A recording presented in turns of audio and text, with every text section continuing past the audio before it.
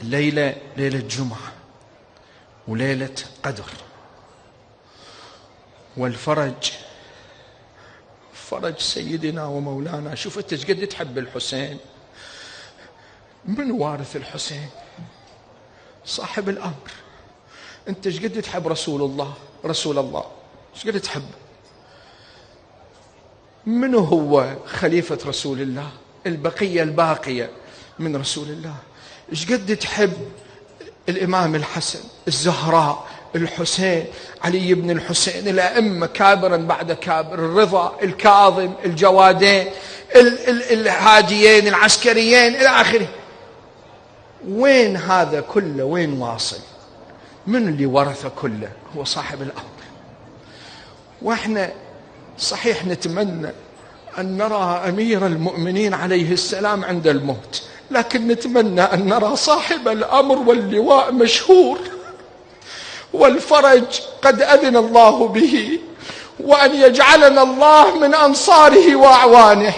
فلهذا الليلة دعانا الأول بعد الصلاة على محمد وآل محمد، بعد أن نتوب إلى الله عز وجل ونقبل عليه بمجامع قلوبنا، دعاؤنا الأول ماذا؟ هو تعجيل فرج إمامنا عليه السلام. وإحنا لازم تجي ليلة قدر في صبيحتها يصيح الصائح بين السماء والأرض. احنا عندنا بعض الصيحات بين السماء والأرض مفجعة، تهدمت والله أركان الهدى. صيحة في الرواية التي وردت كانت مفجعة تكسر قلوب المؤمنين. أما الصيحة التي تأتينا إن شاء الله في صبيحة القدر عند الفجر، عندما ينادي المنادي بين السماء والأرض بظهور صاحب الأمر عجل الله تعالى فرجه وسهل مخرجه، تلك الصيحة تحفز المؤمنين على نصرة إمام زمانهم. نسأل الله سبحانه وتعالى من أعماق قلوبنا أن يعجل الله فرج إمام زماننا، وأن يجعلنا من أنصاره وأعوانه. مو بس من إحنا ندعو دعاء جماعي، وإن شاء الله الدعاء الجماعي يكون أقرب للقبول، حتى في أدعيتنا الخاصة، حتى في قنوتنا، حتى في سجودنا، حتى عندما تنزل الدموع في جوف ليلة القدر عند السحر.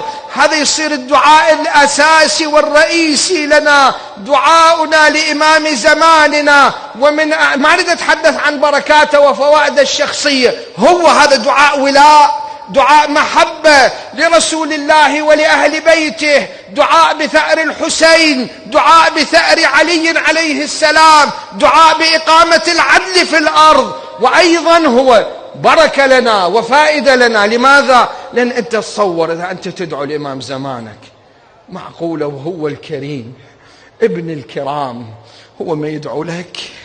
وإذا يدعو لك إمام زمانك بعد شنو عندك؟ بعد شو تريد من حاجاتك؟ بعد هو يدعو لك أفضل مما تدعو لنفسك.